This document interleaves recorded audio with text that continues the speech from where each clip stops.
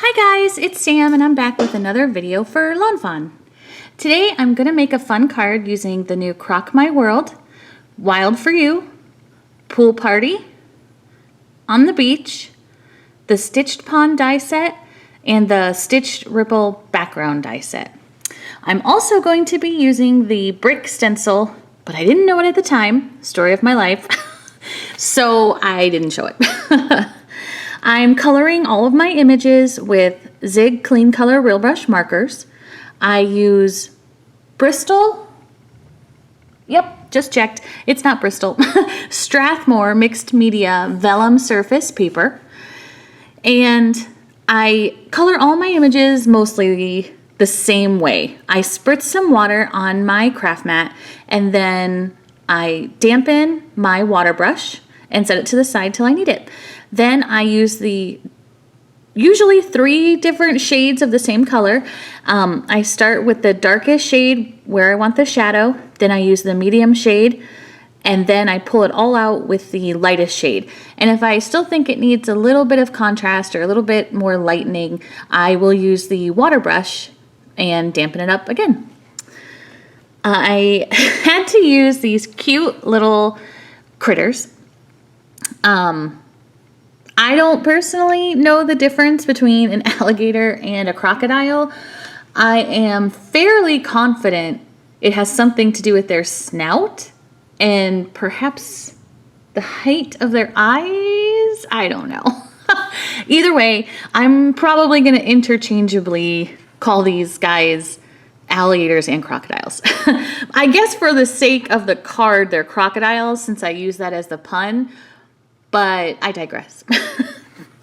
Of course, I thought, how can I have a summer card with no rainbow colors? So I'm coloring the umbrella and I will also do the beach ball in rainbow colors.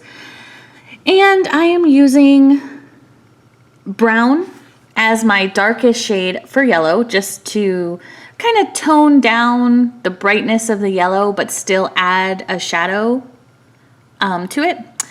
And then I also use brown when I'm shading red. You may have seen that before I skipped right past it.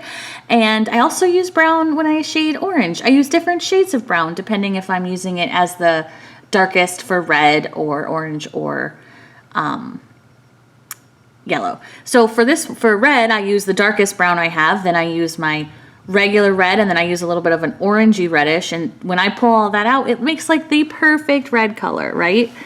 And for yellow, I use a medium yellow, and then that adds the perfect amount of shading for yellow. Crazy, right? You may also be looking at my images and wondering, Sam, why do you have party hats and a balloon? Well, my friends, at this point, I had a rough idea of what I wanted the card to look like, but I wasn't sure if I wanted it to be a birthday card or a summer card. I wasn't sure, so I figured I'll stamp them and color them just to be safe. I always save the images that I don't use for another card, so no big deal. And I do choose just a regular summer card, but this would have been absolutely adorable as a birthday card too. So you can keep that in mind if you choose to make something similar. And oh yeah, my life preserver is just yellow and gray because I did mention this in the last video, but I just love the yellow and gray colors for that life preserver. I just think it's so cute, especially when I was going to pair it with the alligator when he goes swimming. And that's it. That's the coloring.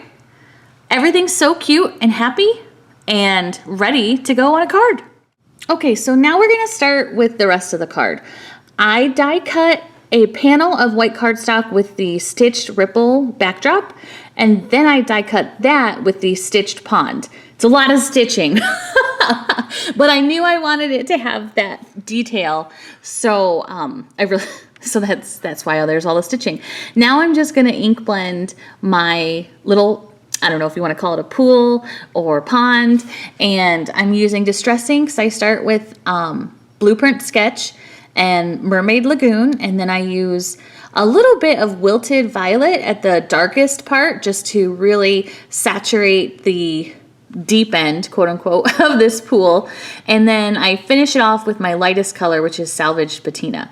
And then here you can see me pondering if I wanted to splatter ink on there or water.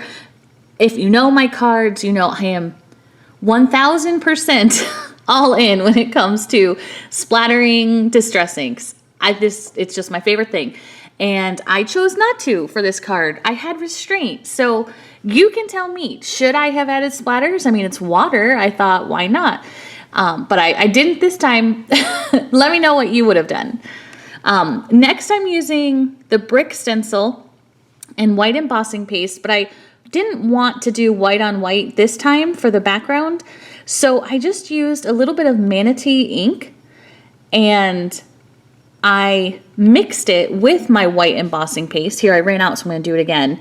And I made the perfect shade of very light gray for the pool tiles. What's it called? When you walk, you know, the area around the pool. And so I'm going to set that aside to dry, and I'm heat embossing part of my sentiment. I'm heat embossing the Have A and the Summer from Pool Party with white onto some black licorice cardstock. And the rest of the sentiment is going to be created with Henry's ABCs. Oops, I forgot to mention, I also used Henry's ABCs. Sorry, guys. I die cut them with fog cardstock and also white cardstock.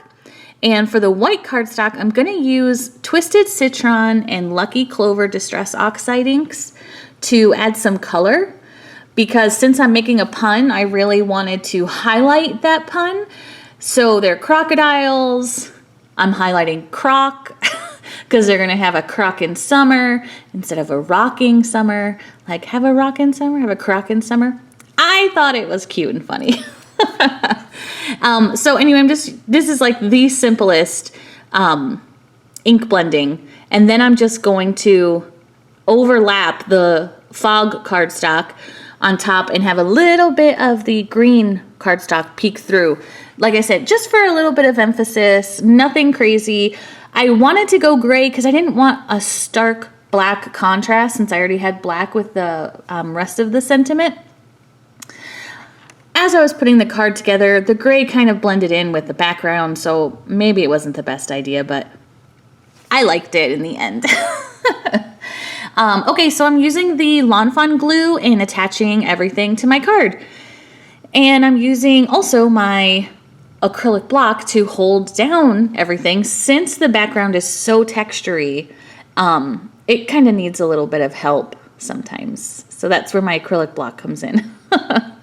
And I'm just kind of trying to decide the layout of my card. I originally was going to have the sentiment, the big sentiment, be in the middle, but I do end up keeping it in the bottom, and I kind of like that.